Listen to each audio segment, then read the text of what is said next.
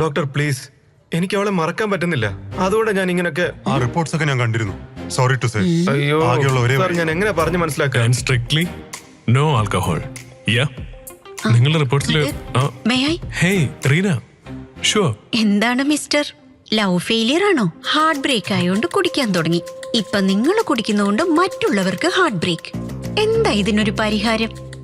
നിർത്തിയേക്കാല്ലേ please? എന്താ റീന, തത്വമെല്ലാം കൊള്ളാലോ.